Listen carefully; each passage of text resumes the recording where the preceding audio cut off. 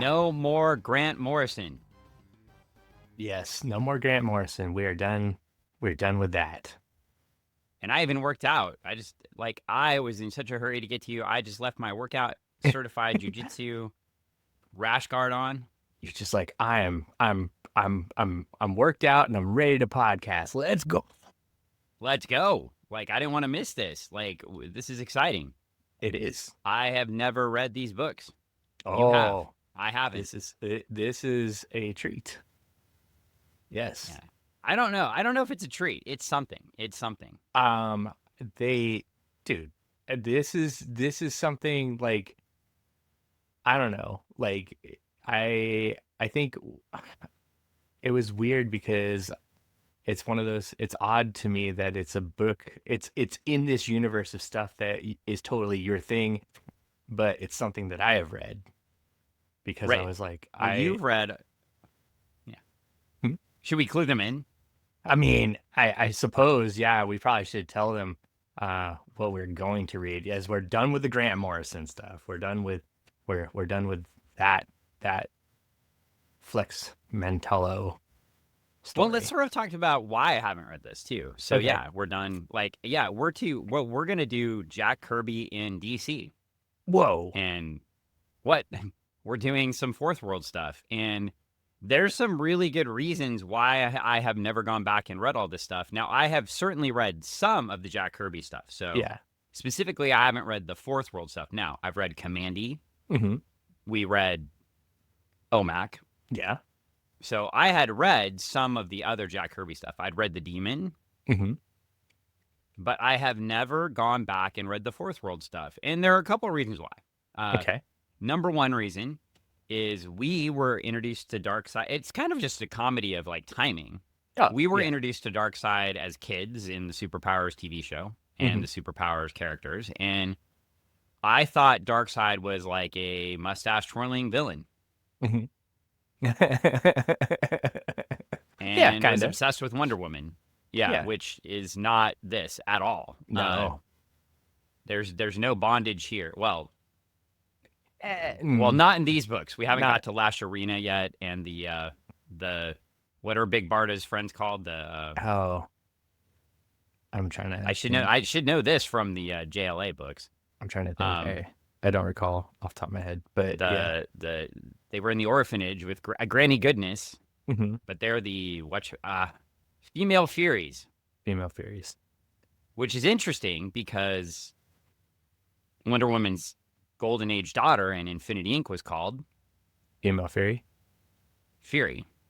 I don't think you need the qualifier. Yeah, it's fairly obvious. Yeah.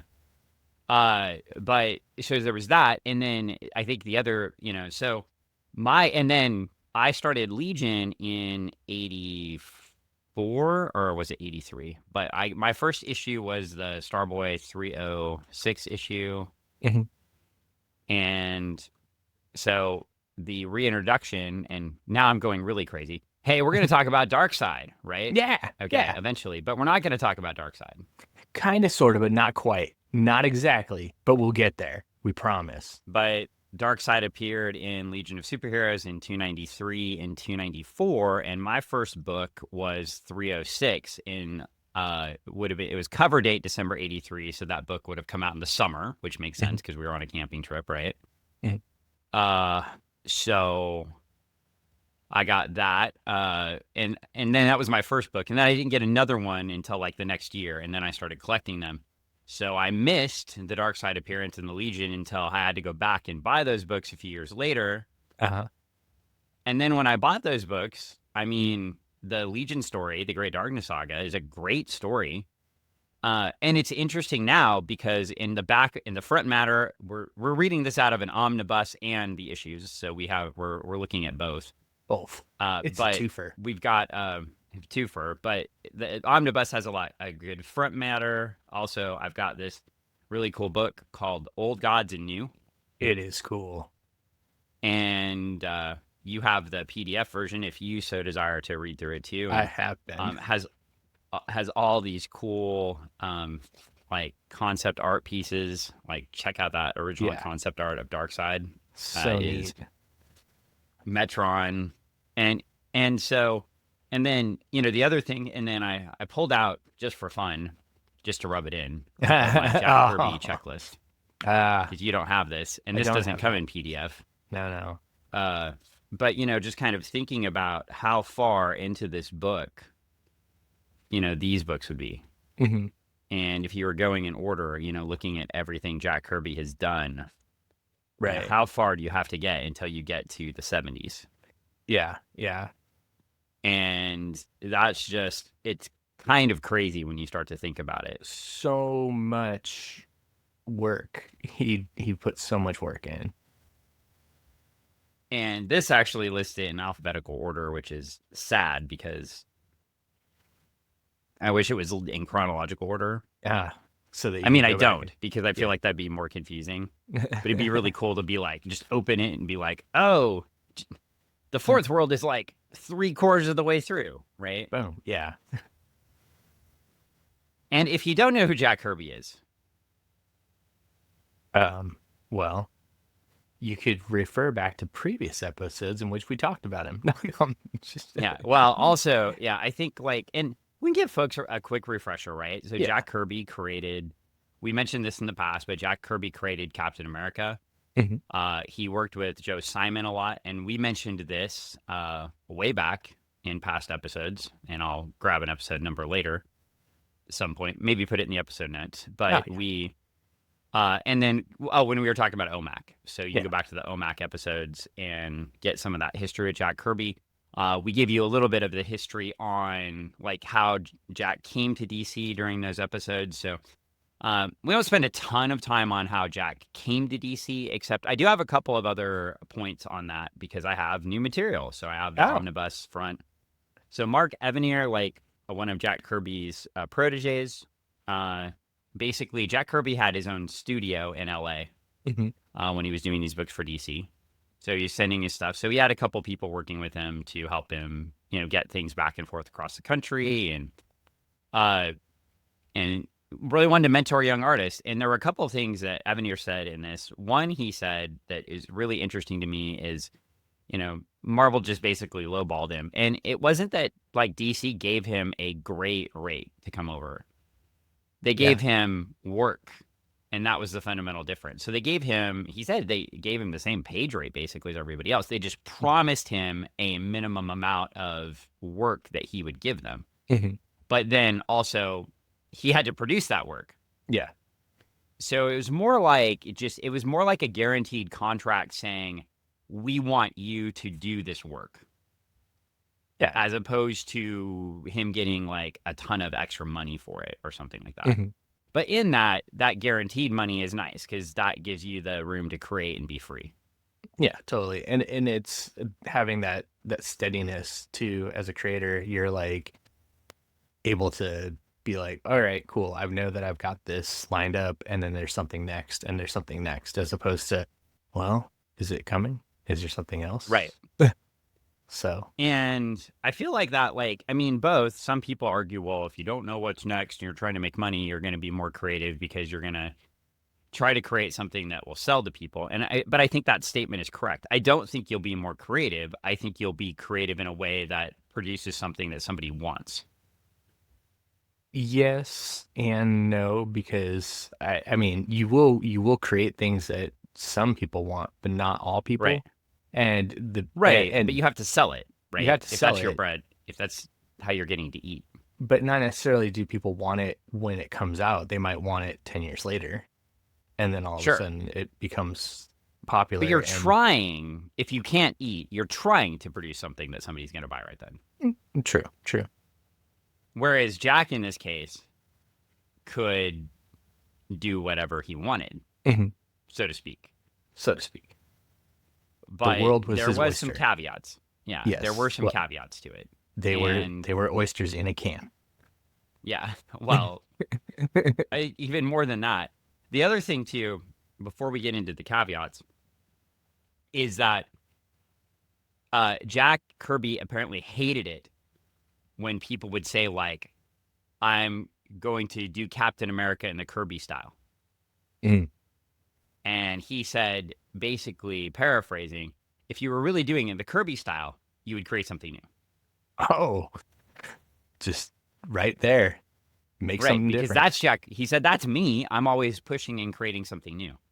So he wanted to come into DC and make his own universe. Mhm. And so when we read OMAC, we were past him making his universe, right? Now Right. he was creating small universes or small stories. One of the Within things that. he also wanted with these books, though, is Mhm. he wanted them collected into graphic novels, which Mhm. was not a concept then. So No, when he no. was writing these stories, he was trying to build it for like this big, I wouldn't even say this big omnibus, but here's this. He wanted this. He wanted his stuff sold at the bookstore, Yeah. and he wanted a longer arc story that would be created into something like this. And just for those only listening and not seeing this on the YouTube, the omnibuses are giant. They are huge and heavy. Dan asked if I had read Out of the Omnibus when we were doing the pre-show, and I said no because I was doing stuff with my grandma and I needed something that I could just easily have on my lap. So I read it on the computer because honestly, two dogs and a grandma and trying to get her tea and everything else. Every time I put that thing down, I'm losing a page. I mean, yes, there are bookmarks, but it is heavy, it is big. And, for me, it was just easier to use the computer. But if you do get a chance to find one of these omnibuses, I strongly encourage it because they are fantastic. Do we call them omnibuy or Omnibuy. omnibuses? Omnibus. Omnibus. Is that Omnibus. Canadian? So is it Canadian, American, or proper American? Um, So omnibuses, omnibuy, or omnibuses? I don't know. We'll leave that to the listeners to decide. Okay. Well, maybe we'll put up a poll. A I'll let poll. you decide. People like polls. Yeah. Option 3. I like polls. Yes, everybody does. Are you sure? I mean, I know you like polls more than most. Yeah. Well, anyway, so Jimmy Olsen does too. Yeah, that's true. He does. I mean, He likes a poll of the leadership. Well, so Jack Kirby apparently comes into DC. He's like, I want to create my own universe. wait. And DC editorial's like, hold on. And this is some of the information coming from the John Morrow edited book. John Morrow, you may have heard of him, to Morrow's Publishing. Oh yeah, Old We Gods like- and New. yeah. And like them. apparently, yeah, Jack comes in and they're like, now hold on. We do want you to create some new things, but you're Jack Kirby and you're going to write some of our existing stuff too. Oh, And what I had always heard in the past is Jack Kirby took the lowest selling book. And I think I said that last podcast and said, just give me your lowest selling book. And that was not correct. That was corrected in the omnibus front matter. He didn't say, give me your lowest selling book. He said, give me a book that doesn't have a creative team on it right now because I don't want to take the job away from somebody else. oh. That. Yeah. Solid. Oh, cool. Yeah. That makes the story better. Yeah, because that's like I want to do something, but I don't want to take anything from anybody, and I just want to do this thing. Let me do it. So he picks up Superman's pal, Jimmy Olsen, because Ex-pal. Well, pal. That's what the cover says. Yeah. And Superman's pal, Jimmy Olsen, through the Silver Age had been I would say like a cross between 60s Batman, like Space Batman, Mhm. and Superman books. It was an interesting book. So I grabbed a couple of my Jimmy Olsens here. Oh yeah. Now, of course, some of them may have checkerboarded. Legion of Superheroes time in. Yeah. Yeah. I do have a checkerboard one, but I don't have any 10 centers with me, but I do have a 12 center here. Nice. And this is Jimmy Olsen right here using kryptonite on Superman. And as you can see, the Legion of Supervillains. See the Legion of Supervillains in the background? Yes. Yes. They are making a random appearance. I'm not sure why the Legion of Supervillains from 1,000 years in the future are showing up with Brainiac and Luthor to help out Jimmy Olsen here, beat up poor Superman. I don't know. But they are the convention of the anti-Superman gang. Oh. May later be known as Intergang. Intra-gang. Wait, no. No, Very intra-gang. different, as we Very. will find out in our next few issues. I Uh, see. but Lex Luthor is the chief of the anti-Superman gang here, as you can see. Yes. And Cosmic King is the crime commissioner. Saturn Queen is over space raids. Lightning Lord is over espionage. I've never thought Lightning Lord had particularly good espionage powers. Throwing lightning at people is kind of an out front, like, kind of thing. Yeah, it's like, oh hey, I'm gonna be really really stealth, but I'm gonna throw lightning. Yeah, got it. And Brainiac is the director of new crimes, as you can see. The director of new crimes. So that's very important. You probably can't read this because it's going to show up backwards on the screen, so that's fine. So the director of new crimes. Now, Jimmy Olsen also tended to get really strange powers in his book. Mhm. He became a turtle once. He also had a serum very similar to, and now I think that the Justice League office should have gotten a little mad here because he had a Oh. serum very similar to one elongated man. Oh, But if he drank his serum, he became Elastilad. nasty lad. And you can see That's a Elastic stretch. Lad, I should say. Yeah, it is a stretch. And as you can see here, he's gotten all of the Legion of Superhero ladies, well, not all of them, but to fall in love with him Wow. because that's what we do. And Superman wants him to go back to the 20th century, but oh, look, it's Fortress Lad. Oh, No, we probably shouldn't talk about Fortress Lad. yeah. Skip. All right. And then and here's another one. Very typical, like Jimmy Olsen annual type book, but this is an 80-page giant here. You were looking for checkerboards. Oh yeah. But another that's nice. example of Jimmy Olsen where he's a cowboy and a singer and a Ah. millionaire and he's the star of impersonations. He might be the master of disguise. That's why he's a turtle. Turtly turtle. That is why he's a turtle. Oh my gosh. I have that single issue of him in a band or singing and stuff like that as a single issue. It's a good one. Yeah. I love Yeah, it. he's and so the Jimmy Olsen books were they were part of the Superman office, very very much in the vein. They had Superman's girlfriend Lois Lane. Mhm. So at the time they had Superman's girlfriend Lois Lane. Mhm. They had Superman's pal Jimmy Olsen. They had Adventure, which Supergirl was in when this came out. They had Action, which Legion was backups in. That's where we read the drug story with Jim Shooter.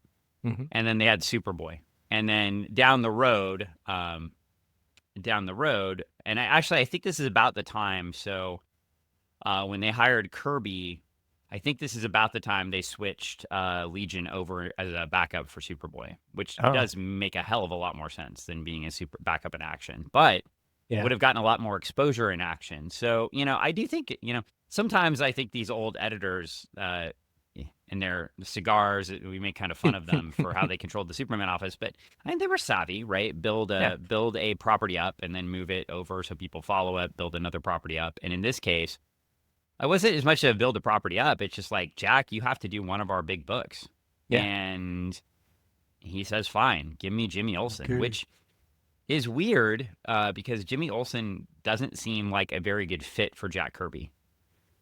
I don't know. I mean, it's got there's something there. It's like a house with good bones, right? You got a house you can remodel and do stuff to and everything like that. Jimmy Olsen, he's been around for a while, and you can definitely work with it and mold that clay a little bit, But with There's- so much Superman like legacy stuff, like that seems like it would be a hard book to grab, right? There is a lot of Superman legacy stuff, but maybe it's time for Jimmy to branch out on his own a little bit. Maybe that's what Jimmy needed was a little Jack there to help him, become the Jimmy Olsen that A we're little gonna read Jack about. or a little Jack and Coke. Well, I mean, a little bit of both. Who knows? I mean, based on this issue, it was probably not the liquid Coke either. This one and the next one for sure. Whoa. Yes, the powdery coke. Yeah. Well, I think the really cool thing about this, and we'll get into the issue. We just want to give you a little bit of front matter on this Of and we'll course. try to tie in some of the Jack Kirby fun I facts as we go through these issues too. I can tell you I honestly, you want to know why I'm sure Jack Kirby did pick Jimmy Olsen as the book he wanted to cover 100%. No duck bills. He didn't have to draw a duck He bill. didn't have to draw duck bills. There's and Jimmy Olsen has a regular face, no bill involved. Regular nose and anything like that, regular mouth, no duck bill. As we I wonder know. if he could have drawn that Savage Dragon, Destroyer Duck crossover. Oh man, yeah. Because just thinking, like, I wonder if, like, he could draw Finn as well. Mhm. Maybe. I would love to see that. I like in his style. No, it'd just be interesting. What would he have done? So the dogs have joined the podcast. Hey, My dogs joined dogs. first for once, which is I different. know. My dogs will join shortly, I'm sure. Well, anyway, let's get into. We are in Superman's ex-pal, the new Okay. Jimmy Olsen, 133, and we have Kirby is here, and they had run a series of advertisements that said Kirby is coming in their Oh, books, and exciting. not like Donald Trump, but if you've been watching The Daily Show, which Ah, nobody does, so no matter. I just catch the clips. Yeah, but we've got Jimmy Olsen riding on a tricycle. Like a uh like a trike, like a motorized, like a three-wheeled Yeah, motorcycle for people not seeing this there. Yes, not like a tricycle uh like a child's tricycle. and yeah, he's like Jimmy Olsen's our leader. He gives the orders. Gun him down, Jimmy says, and they're fighting. They're trying to run over Superman. Oh And we're my. also introducing the Newsboy Legion. I don't think Whoa. we're introducing them. I feel like they were around before. Reintroducing. Yeah, it should be Yeah. reintroducing. I mean, but Reintroducing, it's yeah, my new version, new version. I guess, yeah. I honestly, well, we'll get into that. I mean, And bringing back the Newsboy Legion was a choice. it was a choice. I enjoyed it. Do you know when the Newsboy Legion was first appeared? I'm gonna say probably uh 30s, 40s 30s, when 40s, yeah. newspapers So when 19, 19, newspapers were 1942, no, in Star Spangled Comics, actually, okay. in 1942. And And the, they could sing and they and could the, dance and they went on strike to make sure that everyone would pay for their papers. yeah. Eh, Do you know, by the way, Stargirl fans, Yeah. Star Spangled Comics, #1 was the first appearance of the Star Spangled Kid and Stripesy. Mm. So if you've been watching Stargirl, those characters date all the way back to October of 1941. Holy cats. Yeah, which is crazy. So, I mean, it just shows you that if you are a certain former Washington State football player / comedian, that you've been kept in a crypt and like brought back. Thanks, Joel McHale. Wow. Anyway, Hey, he was on you're, Almost you're Live. Yeah, I mean, you're just gonna exactly. You're just gonna let that go. Well, anyway, so don't Kirby is forget here. about the wondrous Whiz Wagon. Oh, and the Wondrous Whiz I'm Wagon. gonna start calling my Prius that. It's a Whiz Wagon because it's Are you gonna take one of those little dolls that tilts and pees out the back, like the? oh, I mean, yeah. Because it's a Whiz Well, Wagon. if you flip, this is a 15-cent cover, by the way. Yes. If you flip the page, you could win prizes for cash from the Olympic Sales Club. Sweet. I love it. And how cool is this, by the way? We get to the first page and we get who's in here. Jimmy Olsen isn't guessing; he knows. When he steps through the door, he will be in On the two scoops of the century, number one bears the name of a team that made big news in the Fighting 40s. Ah. Yeah. The second is a story as bizarre as the strange subcultures evolving in today's swiftly changing world. It begins here in an old slum garage. So Jack Kirby, by the way, was, I believe, 51. Mm-hmm. Early Special- 50s. I may have that wrong. Special guest I calling. know it was early 50s. Yeah. Special guest is calling. Oh, Travis? On time. Yeah, he's like, they're recording. Let's call right now. That'd be Travis Webb, Greg's co-author on Starlight and future author of many things that involve cyborgs. Yes. He has an affinity, if you've listened to the show before, to call right when Dan and I record. Well, he knows. Like, He knows. It's a He habit. feels- He, I think he he- ignores my messages. I think it's because we have a thing on like there's a Google reminder for podcast, and he's just like, hey, let me call. Well, we could invite him on to talk about Jack Kirby. Be fine with that. Yeah, next time for sure. I'll remember. But we get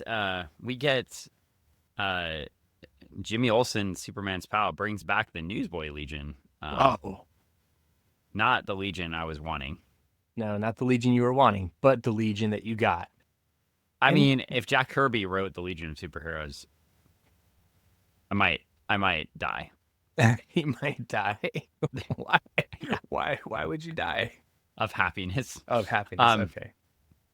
Okay. But it's also cool when you open a book and you're like, it's written and drawn by Jack Kirby. Mm-hmm. The end. That's all you need. Vince Coletta inked it. They had a couple of inkers. Here's something though that is really interesting, and we have a well, we don't have a Superman face yet, so we'll get there. We flip the page and we get introduced. We start getting introduced to a giant car. Mm-hmm. I feel like Jack Kirby has to have giant cars and everything. This so is like the cool. Fantastic Car on steroids. It is so cool. Yeah, I mean, I don't know how I feel about this thing. It's I mean, it takes up 2 pages. Yeah. You open the book and then bam, you're like, whoa, look at that. Well, it's also too kind of a shock to readers. I mean, if you're reading Jimmy Olsen, and I'm not sure if anybody was, but if you're reading Jimmy Olsen, now a lot of people were, but if you're reading Jimmy Olsen, all of a sudden he pops into this giant car with all these kids walking around. Mm-hmm. I mean, and you kind of discover they're not really kids in a second. Yeah. But some of them are and some of them aren't. They're kid-like, but not quite kids. But they're basically like telling Jimmy that they're the Newsboy Legion and they're building the Whiz Wagon. And It runs you on get kind Whiz. of introduced to it. One of the things I do like about Kirby is without doing like a roll call initially, he'll do a roll call panel on the next page. Mm-hmm. But he gives you a little bit of their personality before you even get to the roll call. Oh yeah, in the dialogue, it's great, and Yeah. you're like, you kind of get a taste for who these Newsboy Legion characters are. And it's not a like 90s crappy book from a company that started with I and ends in J, where it's like, here's the first page. Here's my lineup of generically named X-Men. Follow And a them as they have no catchphrase. personality. Yeah, and we'll develop. Trust us, we'll develop their personality for you over the next 10 issues. And it's like we get a little bit of it. Also on page 4, I didn't know this. Mhm. I didn't know this that it was introduced here, and I probably should have. But Jimmy says, when my new boss, Mr. Edge, assigned me to the story, I always thought Morgan Edge was in the mainline Superman books. And he went to work for, what is it, WCBS or whatever, Yeah. And that was introduced here. Introduced Kirby. here. Jack Kirby made them work for the new company. Or the new leader. Galaxy Broadcasting. Yeah, which is And, all throughout the 70s Superman books, you see him working as a newscaster instead of a reporter. So it puts another element in. How can Clark Kent make it back to broadcast the news at 5 o'clock if he's out being Superman saving the world? Oh. What kind of excuse will he make today? Which you kind of have that element. But yeah, what I was reading in the Old Gods book, was that this one here was that originally DC editorial wanted Morgan Edge, or Jack Kirby wanted Morgan Edge to be a villainy character, and Yeah. we'll see how it goes. We'll see who wins. Ah. And DC editorial wanted Morgan Edge to be an ongoing character. Mhm. And I don't mind introducing that now. So then, like, as Jack Kirby writes this character, let's see what he does Yeah. with the character to meet the needs of editorial. But this is another cool thing is when he introduces a concept, it's so good that they're like, oh, yeah, that makes sense. That modern updates the character. Mhm. And we get introduced to Mr. Edge, and he just looks like an asshole. He does. I really love the panel, the two panels side by side of Jimmy and him, because Yeah. Jimmy's in the stance and then Edge is in the stance, and it's very the juxtaposition of them together and apart is just great. It's just so good. And the other Because- part of it too, I think, like, you're looking at Jimmy, Mhm. and you can tell Jimmy's smile is genuine, Mhm. and you can tell Edge's smile is not genuine, Yeah. even though they're basically drawn in the same way. Mhm. But Yeah. there's a slight head tilt on Jimmy Mhm. where he has a more natural pose, and where Edge's pose is more fake Mhm. and rigid, almost like he's forcing the smile. Yeah. And It's Jimmy's calculated. shoulders are relaxed. And it's just amazing what Kirby can do just with a little tiny shoulder movement, right? Yeah. Just a slight body roll. It's like, oh wow, humanize the person, make them more more real. And then you've got this other person that's just like, wow, he's a plastic man. And they have a big discussion about whether Jimmy should be covering this special event in the wild area. Oh, the wild Or area. going to this wild area. Apparently, this wild area is very dangerous because it's where the wilds are. The wilds. Yeah. Don't go and we get the introduction at the very moment in the luxurious offices of Morgan Edge, president of the Galaxy Broadcasting System, new owners of the Daily Planet. I did not know that they introduced it right here. Right here, right now. It's happening, Dan.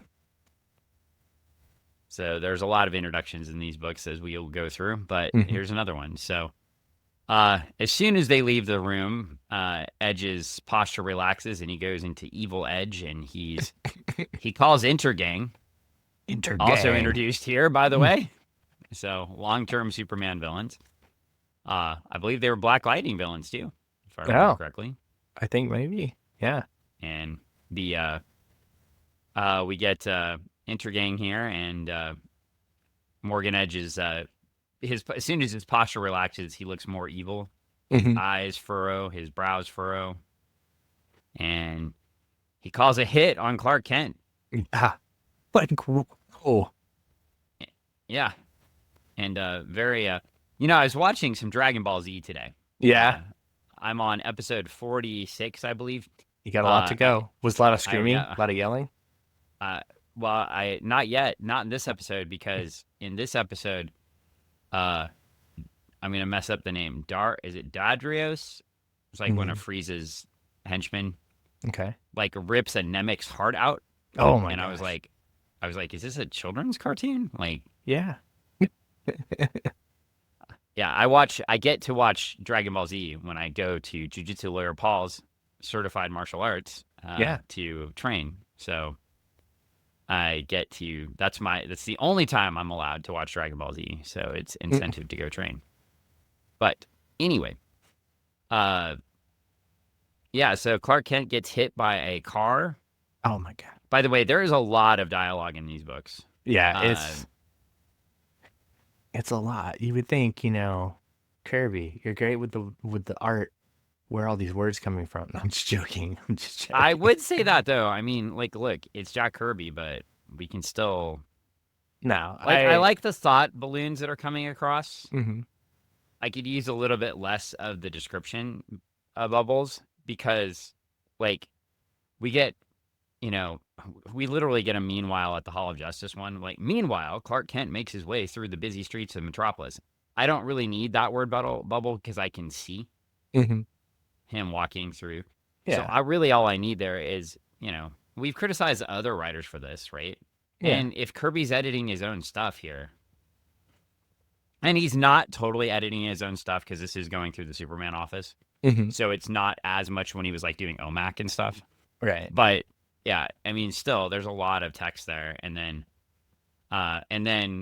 we get a preoccupied by his thoughts. Clark does not see the car. Like, no, we don't need that line because we can see it. I mean, I would rather have that because and even the bystanders are saying, look out, Look so out. we don't need, anyway, there is a little much text for me, to my preference, but that's okay. It's all right. We flip the page, Clark gets hit by a car. We flip the page and we get a commercial for the Lee Rider Whoa. and his friends in the Western movie set. Mm-hmm. It's a cute little ad. Made me want to go get some Lee dungarees. I mean, it's no frighteners. No frighteners, but yeah, frightening nonetheless. and plus, at least for now, the story is kind of coherent. So yeah. Well, anyway, Clark gets hit by a car and his glasses fall off, and the first thing he does is make sure he gets them back so nobody knows he's Superman. Yeah, can't let that cat out of the bag. Gotta keep it under wraps. But he obviously survives, and the car speeds away. Typical day in Tacoma, right there. Yeah, typical day. Or Kent. That wasn't a good joke. Well, anyway, meanwhile, in the Fantastic Car. You mean the Whiz Wagon? Get it right. Oh, my bad. Meanwhile, in the what was the bike in Captain America called? Oh, oh man, I keep getting that mixed up with the one from the fake Lobo one. Yeah, the fake Lobo's bike. Shitty Lobo. Yeah. Shitty Lobo. Riding the fake Captain America bike. Yeah.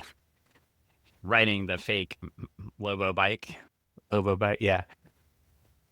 But anyway, we get they're in the Whiz car and they're talking about how they use magnetic repulsion. Oh, and by the way, I did forget to introduce these guys, so let me go back a couple pages. Oh, okay. And we get the Newsboy Legion is Gabby Jr. Oh. He says, my dad was the handsomest of the original cast. And he looks like he's a teenager or like a 13-year-old, maybe 14-year-old. We get Big Words, who looks like a full-grown adult. Big Words. And because he's really smart. We have another guy that's just called Tommy. We have a new guy who isn't a legacy character. His name's Flipper Dipper. Flipper Dipper. Because he's hip on scuba diving. Yeah. And we have Scrapper Jr., whose dad was Scrapper. Kind of like a Scrappy Doo. I believe the Newsboy Legion, their whole point originally was that they delivered newspapers. Mm-hmm. I mean, I guess they could still do that now. They could. But apparently, if they succeed in their mission, they get to keep the Whiz Wagon. So sweet. Yeah. So well, they're off in the Whiz Wagon, and just whizzing around without the protection of Superman for now. Mm-hmm. They get on the water. We get introduced to more of the characters. They're talking. We're learning more of their personalities, and we run into the Man in the Iron Mask and Dr. Doom. Oh my gosh! I thought they ran into Daft Punk. Oh, that's what I thought. I thought it was like all around the world. And then, I thought we were getting a team up. Oh, okay. Team up. Well, they even call themselves. This one guy's like, "We got visitors, Iron Mask." Oh, Are they okay. picnickers? Pickers? Picnic picnickers. Picnickers. Did I spell picnic? Maybe I that's how don't you spell that. It's like picnickers. Pick. It's like extra long socks, maybe. know. Oh, extra long socks. Well, anyway, or recruits, and they drop them in, and we get a commercial for Universal Monsters models. Yeah. Those Oh things are no, we cool. don't. It's Barnabas from Dark Well, Shadows. it's a model for Dark Shadows, which is cool. It glows in the dark. And we get some full on Mad Max action going. Or on motorcycle on car action. Yeah, it's Do you very think very the Mad Mad Max. Max people read these Kirby books and were like, "This is cool. We should make a whole movie"? Totally. I mean, you got people on motorcycles just going after a car. Get it. I want it. I think Go it's to the really lean. cool too. Like I'm pulling up, like oftentimes when you look at the coloring, Mm-hmm. like in the omnibus, and I'm pulling it open, like it doesn't translate very well. Yeah. You do get some brighter colors in the original newsprint, Mm-hmm. but the way he colors this, it's very set up. I've got the omnibus for you. I don't have the. I'm not going to try to show you the tablet Yeah. screen, but these colors are pretty close, Oh, yeah. They pop. and I think they did a really good job coloring in the omnibus, but also like uh, the way he goes with a lot of the purples and yellows, it's not as prone to get washed out when they update it, Mm-hmm. Right. and The creates a detail. really it creates a really cool scene Mm-hmm. here when you're looking at it. So anyway, um, I got myself distracted with colors because it's so pretty. It is. It's like it's like honestly, it's a super cool book to look at. Well, I don't know though. It's a kind of a weird story so far though. It is a super cool book to look at. The Iron Mask guy, and is this like Iron Mask and Shitty Doctor Doom? Is that Kind of, sort of, yeah. well? They lose in like 3 panels, so Yeah. or They well, it's get not 3 panels, but like 3 pages. they get it handed to them by a handful of kids. Yeah, a handful of kids and a boy reporter. Mm-hmm. So the cameraman and the Newsboy Legion beat up these two guys, and they find out, and Jimmy should had the residuals of his broken hand here after he hit the Oh, guy in the mask through a few oh yeah. pages, but it doesn't last very long. And then these other folks show up, and they're like, "We're called the Outsiders." S.E. Hinton lawsuit.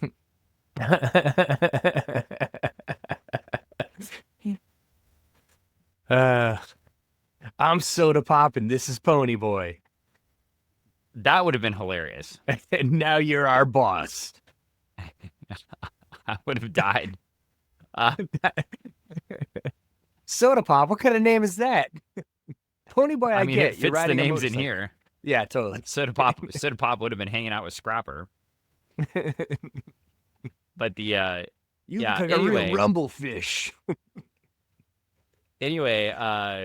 clearly, like so much is stolen from this book or not stolen from this book. I just don't know. Mhm. So these folks come in here and they like beat the leader immediately in 3 pages, and these other folks come up and are like, "We're the outsiders," and they're like, "Take me to your leader," and he's like, "You are the leader now because you beat up our leader." And I'm Oh, thinking, like, in 3 pages, Kirby just did the entire Morlocks storyline. That was like 3 books. Yeah, we just did it in 3 pages. Storm, you're in charge now. All right. Claremont just took and stretched out the yeah, whole. stretched it out to some. It was like, was it 3 books? It was a pretty good amount of books to get to that Yeah. point. Well, we are. Well, Okay, that's why he's so the king. That's why Kirby's the king, Dan. he is the king. That's factual. Okay, so we are getting to We get Morgan Edge finding out that that Clark didn't die in the accident. What? And Clark's Didn't like at die. home and he's like, my new boss is baffled. He can't figure out what happened. But since I don't have to go to work, since I don't have to return to office, I'm going to go save the world. See, if nobody had to return to the office, they would spend time saving the world. Yeah. I'm going to send this over to a certain CEO right now. Okay. Let them know. If you just didn't return the office, you'd save the world. Now, here's a crazy thing. We do get a Superman face finally. Oh my gosh. We do. And in these Kirby books, they literally went through, and because of Kirby's square faces, they had originally Al Plastino, and then you may have heard of him, Murphy Anderson. So when you're looking at famous artists, there's two of them, like two big ones. But they had them go through and redraw Superman's face in Jack Kirby's books to make it more like fitting into the rest of the Superman stuff.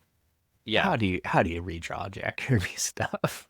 Do you think they're like, I really want to be a fly on the wall on that conversation, guys. We're gonna need you to go in and just touch up Jack's work. Yeah. You want us to what? It would be like either you want us to what or he's gonna punch me. Right. Well, it's good news is Murphy Anderson and Al Plastino were in New York and Jack was in LA. So they had a couple miles apart. Well, basically what we're saying is Jack would have had to have taken the Elastic Lad serum to punch them. Yeah. So yeah, it's and I think it's anyway. I always love when we get a Murphy Anderson reference because I remember a conversation. I've shared this on the podcast before that Jiu-Jitsu lawyer Paul, I got him a book for Ron Randall to sign, one of the JLE books, Justice League Europe books, and Ron grabbed the cover or grabbed the book and said, "This was my favorite," and we were like, "Why?" It was just a random book. Like we went and got a $1 book. We just wanted to get something for Ron to sign for Paul. And he's like, Murphy Anderson inked me. And he was so excited. And I would say, Ron Randall, not yet friend of the pod, but friend of Greg. And knows who I am. He's a really nice, he's a great guy. I guess I can say he's a great mentor, because he's taught me a lot. He's fantastic. I think the big thing he taught you is to make sure you have your book ready to go when you do your Kickstarter. Make sure it's ready to go. And then just also too, like one of the first things, I think one of my early cons, he just came up and he just like looked over everything. And then, he was just like, all right, it looks like you're ready. You got your stuff out now, put our best foot forward, that kind of thing. And, just like, and he was just super, he just brings an energy to it. And he's just so genuine and nice. And I don't know. I could just sit there and listen to him, just chat with people all day. And has been running his story since the late 80s. I mean, Trucker is a long, you talk about that building something and that somebody may want later. And he kept building that thing. Yeah. This is what you said earlier in the podcast. And now he sells, and every time he lists that book up on Kickstarter, when he lists a new edition, he sells it. And people want it. Also LGBTQ friendly stories. It is. Which is, from a creator of his generation, makes me happy. One of my favorite things to see at conventions is just the amount of love that he gets from people that have found his books or were given his books and their stories for them.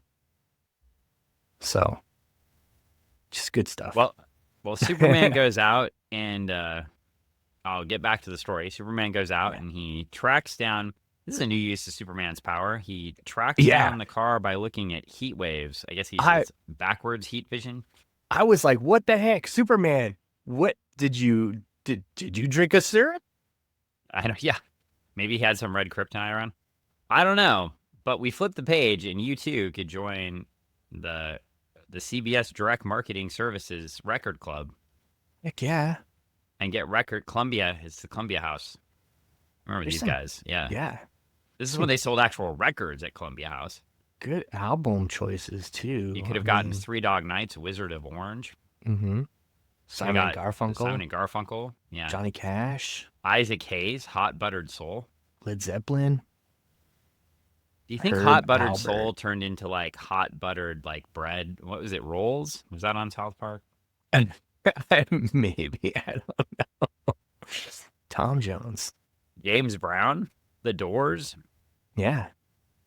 Iron Steppenwolf. Butterfly. They only had one song and it was really, really long.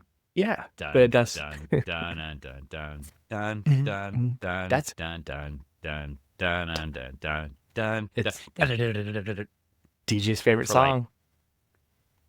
Gotta go to You the just leave, bathroom. Yeah. Put on just put it on and go. Inagata. Yeah. Do you know, like, the origin of that is, like, it was supposed to be in the Garden of Eden, and they were so drunk when they were singing it, it sounded, they couldn't tell what the words were. That's how it Couldn't get it became out. Inagata DeVito. Nah. And now you hear it, because now if you Yeah. hear it, in the Garden of Eden, baby, don't you know that I love you? Yeah. Yeah. Joe Okay. Cocker on the next page. Yeah. He'll lift you up where we belong. Yeah. He will. That's what he does. Yeah. At least, well, not until the 80s. Not until the 80s. Yeah, he was hanging with your friends back here. Yeah. Back A there. little help, little Beatle covers. Mm-hmm. Well, anyway, we get some matter. Oh, yeah. Jack Kirby continued. Since this issue introduced a radically new Jimmy Olsen, we thought it appropriate to offer a brief bio of the man responsible. Whoa. Did I sigh in a weird way? You did. But that's okay. It's not a weird way. It's just a, thoughtful. Happiness. It's like sheer Reminiscent. happiness. Yeah. Yeah. It's like, It's good stuff. and then we get Jimmy Olsen's pen pals. Jimmy Olsen has pen pals. Does Jimmy Yeah. Olsen write to every single one of them? Well, get this. I couldn't let another day pass without commenting on JO 129. Jimmy Olsen 129. Oh, well, that's what it says. Jimmy Olsen, Dan. Jimmy Olsen. It says, okay, anyway, the cover magnificently rendered by Kurt Swan and Murphy Anderson. Oh, Kurt Yeah. Swan. Yeah, did Kurt Swan ever draw Superman? I don't know. Could have. Let's think about that. I bet there's probably a book back there about him somewhere. Mm. Well, anyway, Superman looks and the trail ends and he runs into... Oh, I thought you were going to talk about how it was a really good J.O. story. No. So Superman, those are not for podcast time. So he runs That's into... what the writer said. He goes into the woods by himself. Yeah. And he runs into that guy from X-Men, Oh, that dude. Yeah. the really racist caricature of an Australian. Oh.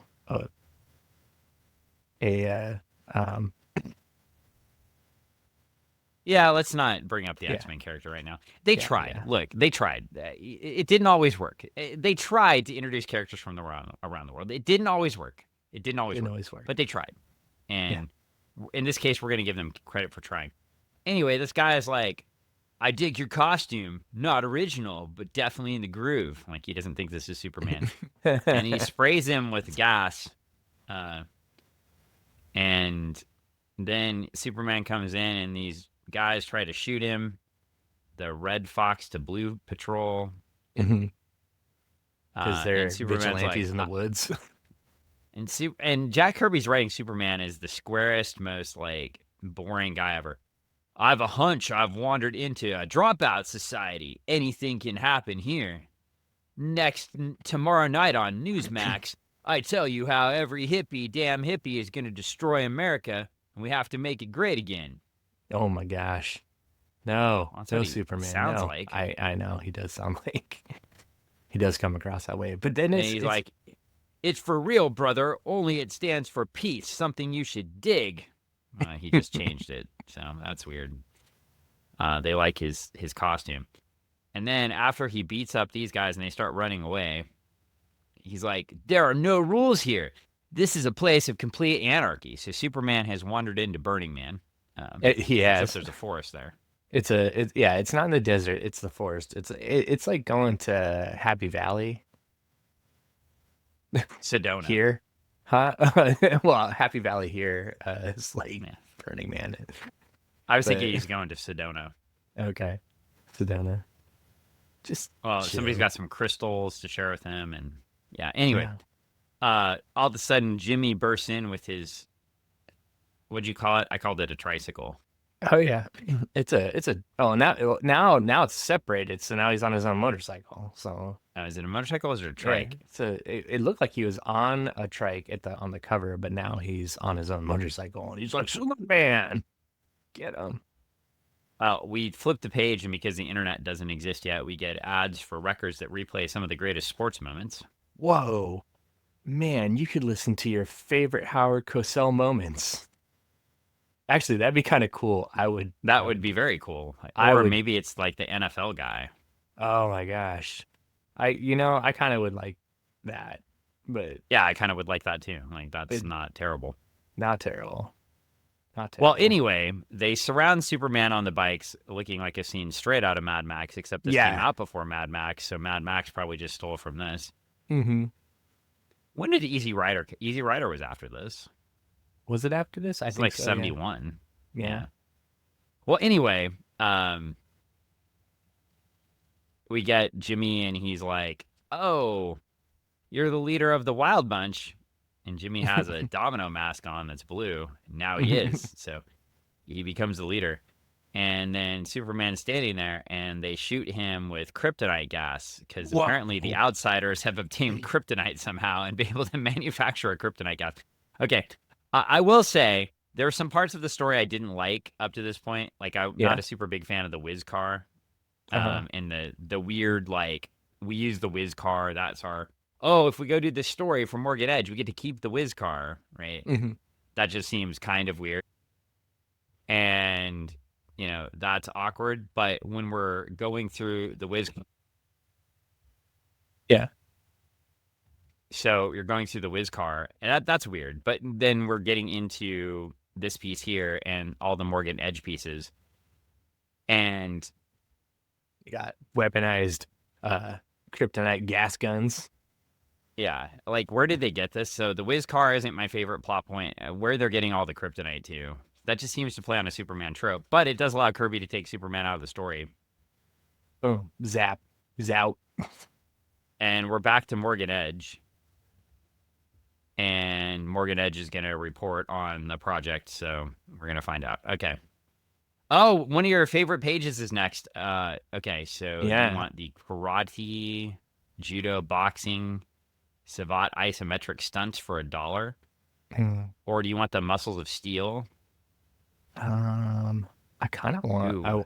How about, I- what are you looking for? I'm looking at like hypnotic control, and I really like the secret agent periscope.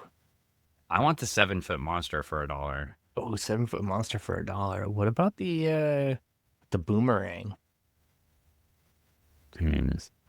Oh, You know what's you should lame get on here? what?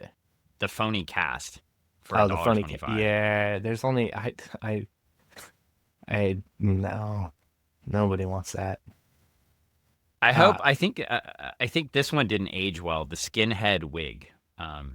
Yeah, The name of that didn't age the well. the name of that didn't age well. All right. Well, anyway, back to the story.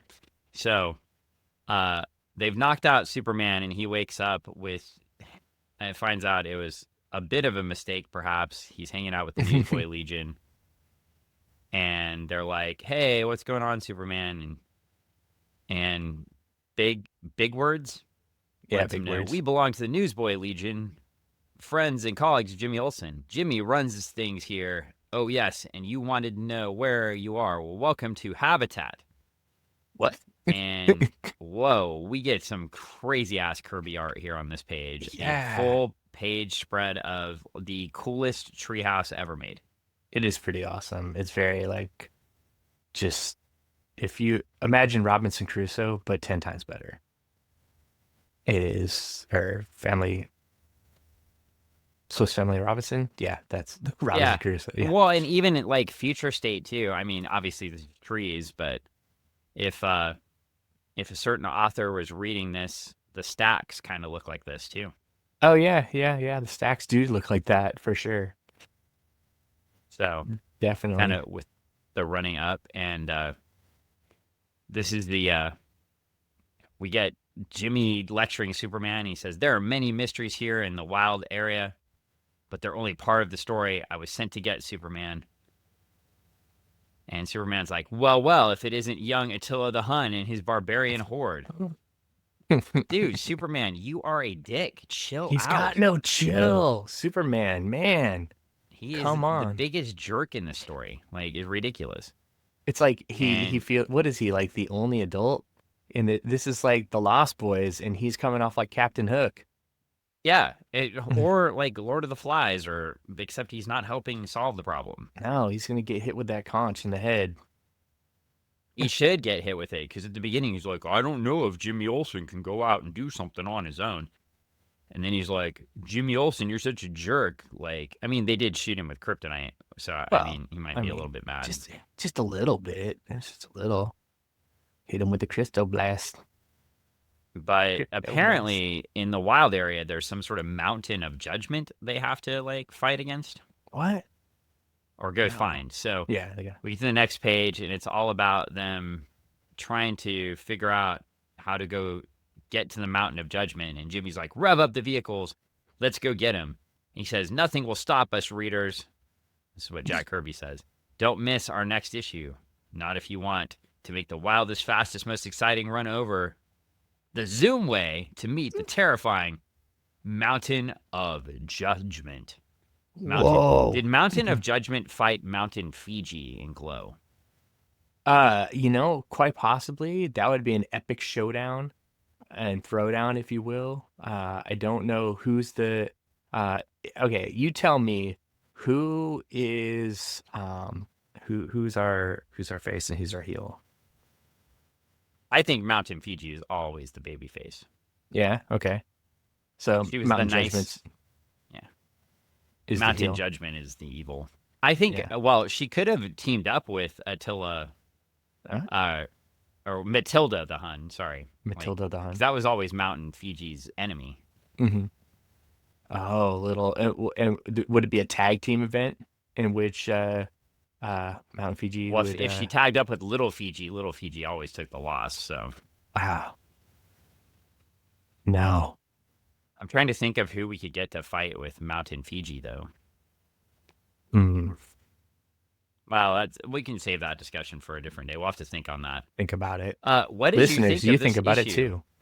And what did you think about this issue? I liked it a lot. I thought it was, I mean, this is probably my umpteenth time going through it. So it was just like familiar faces, old friends. I really dig the art. I really like how Jack brings out the characters, and you're not beat over the head with them as you kind of get to know who they are and stuff like that. You get a little bit of a taste for these types of characters and stuff, and even the new, like, the ones we meet at the beginning and the ones we meet near the end. It's you're slowly introduced. I would say, in contrast with the books we read recently, which I'm not going to name. Yeah. But you can listen to the last 4 podcasts if you'd like to go back to that adventure. Right. This is weird and different, but and the story brings things to me that I'm not necessarily expecting, but it's coherent and I can follow it. Yes. Like each step makes sense. Like sometimes there's some things that I'm like, oh come on, that's Nah. not like the kryptonite gas was ridiculous. The Whiz car plot in, but like the Morgan Ed, the overall threads, right? The like Mhm. evil, newspaper or news station Yeah. owner, Right. working with a Media gang in the conglomerate. background, setting Mhm. this up, probably isn't gonna like some utopian society out here. Makes sense. This is a thing that's sitting outside of what he can control in Metropolis. So I'm building a little bit in here, guessing what's maybe going to come next because I don't Yeah. know. 'Cause Greg's you read don't these know. and I haven't. But with the Morgan Edge character, it sort of makes sense. This is something that his gang couldn't control, so he'd want and doesn't understand, so he wants to get rid of it. So he sends Jimmy Olsen to investigate so he can eventually get information and figure out what to do with it. And Mhm. Jimmy is not savvy enough to know that. So Jimmy's going in, and then we even get sort of the classic Jimmy Olsen kind of. I mean, Jimmy Olsen doesn't change into stretchy Jimmy Olsen, Yeah. No, no. but Jimmy Olsen changes into like a weird gang leader in the story. So you even Yeah. get some of those classic Jimmy Olsen tropes where Jimmy Olsen just sort of stumbles into something. He And becomes whatever he needs to become to make the yep, story happen. And honestly, you kind of gotta love it, but you gotta like the direction that he's given by Jack, and Jack gives Jimmy, like I said at the beginning, I joked, but the molding of clay, you're yep. seeing this Jimmy Olsen form up into something that you haven't seen before, which is you've seen Jimmy do different stuff, but have you really seen him in this type of role in the past? Well, and is this the start of the Bronze Age? Well, it is, but is it the start of the Bronze Age for Jimmy Olsen, right? This is also like Jack's transition from Silver Age Marvel Comics, right, Mhm. to Bronze Age DC Comics. Yeah, yeah. And I mean, it's a logical cut point. It's interesting where it's hard to define like the Silver Age and the Golden Age and the Bronze Age. Mhm. But if you honestly, I mean, you could make the argument, yeah, the Golden Age starts with Superman, right, in Action Comics, so 1939. Mhm. But you can basically track Jack Kirby's career and define each of the ages, right? So if you look at Jack Boom, boom, Kirby's boom. superhero comics and romance comics from the Golden Age, Mhm. you look at, Fantastic Four #1 basically as near the start of the Silver Age, right? Most people Yeah. argue it's the showcase issue with Barry Allen, Okay. but with the Marvel, I mean, the Marvel Yeah. Silver Age starts with that, and you can argue the Barry Allen Yeah. issue is the start, but clearly Marvel is the driver for the Silver Age, right? Yeah. Fantastic Four, definitely. Like mm, that's for me. That's it. But And then Jack really like driving in right here as we get into the Fourth World stuff, mhm. the start of the Bronze Age. And there's other arguments for it, right? Is it the Green Arrow, Green Lantern, Green Arrow? Is that the start of the Bronze Age? We reviewed that before. The Mhm. super, I don't think it's the Spider-Man drug story. I can make an argument for it. But breaking the code, like, Mhm. that could be it. But I think here, when it's the different type of storytelling, right? It's Jack Yeah. coming in and saying, "I'm going to create a novel. I'm going to create this large story that you follow, and which is way ahead of its time." Mhm. And we're going to see. We're not going to get far enough into the Fourth World, but we can. Greg and I. I mean, it's history at this point. We can tell you, being ahead of your time isn't always a good thing, This is true at because least for your book. it is, and like I said, you can create something that you enjoy and people might enjoy, but it might take a while for it to catch on. Uh, New But Gods, Denny Fourth O'Neill and World. Neil Adams had their Green Lantern, Green Arrow book canceled too. Yeah, that's true. That's true. It But I wasn't mean, just this book. Yeah, Spider-Man persists because it's Spider-Man. people. I mean, people have come back to this book and these stories and picked them back up and reread them and hunted them down and uh, you know push them forward. So I mean, they're Yeah, not necessarily. it just proves you don't necessarily have to have commercial success to write a good story, and Hmm. these stories persist over time. And, one of the tiebacks I mentioned of why I've never gone back and read these is because my exposure to Dark Side was different. Yeah. but also like always something I've wanted to go back and read because the dark side portrayal in Legion of Superheroes was so good. Hmm. Yeah. And I'm like, who is this? Like, I've always just wondered, who is this? And of course, I've gotten the later stuff. I had the Dark Side book up here that I grabbed the other day, Hmm. right there, the John Right. Byrne version. Yeah. And it's a I've cool book. gotten Dark Side in like Final Crisis. I've gotten Dark Side in a couple of Legion stories, one really good and one Quiet Darkness, which was not Mm. as good and not nearly as good. It's just too quiet for We've you. got Dark Side Too dark. now in DC being the Hmm. impetus with Mark Waid's All In, and Yeah. they're looking at, you've got the special where Darkseid is the impetus. We're gonna have a Dark Legion theoretically, and we've got Whoa. the Absolute books, and we've got the Absolute books out where the Batman Absolute book went to like a fourth or fifth printing, Hey. and so or Absolute Batman, Hmm. So yeah, I mean it's interesting. I know it feels like they're doing the same thing as Marvel did with in the 2000s, but still, I Yeah. mean when you get a book that goes to fifth printing in a comics world today, I mean, great. We want Yeah. that because we want that. You want that as a creator because that Hmm. generates interest in the medium. So, And as a reader, you want it because it just means other people are picking it up. And then when other people are picking it up, that just means there's going to hopefully be more of that out there because, when people read it, then they want more of that created or more stories I like kind that of hate created. it. I kind of hate that it's the Batman book, but that's okay. You and Michael Tanner both. But I wish it was the Superman book. Well, he doesn't yeah, wish it was the Superman book. So, I mean, but he doesn't like Batman. So. the, but I don't know. I mean, do we like the new different Batman? So anyway, I do, but I think we're gonna, yeah, I think this is a good ending point for here. It's yeah, exciting. If you've, never, this is a great starting on point for you. So we'd recommend one of two things. You can read these on the DC Comics app, but if you can get a hold of this giant omnibus, it's the Jack Kirby, it's the Fourth World by Jack Kirby omnibus #1. There's two of them. We highly recommend, hey, and yeah, you're going to drop some money on an omnibus. We get that, but you get a lot. get it. And, it's not just the stories in here. You get some good front matter and back matter. You get all sorts of stuff. Like you get little bios of the characters in the back. Like it's just, it's really cool. So anyway, I'll just Worth say, it. worth it. And then also mention that I highly recommend Old Gods and New, Kirby's Yeah, Fourth World from Tomorrow. So you don't have to buy the book version. They have the PDF that you can buy as well. So I would highly recommend grabbing that. Just if not just for the words, but for just the amazing concept art that's in here. So I got we're going to be lost in it. using a lot of these resources as we talk about the books as well. So Yeah. we're going to try to stay informed to the best of our ability. Hmm. And then I guarantee some of you are going to be like screaming as I talk about these books.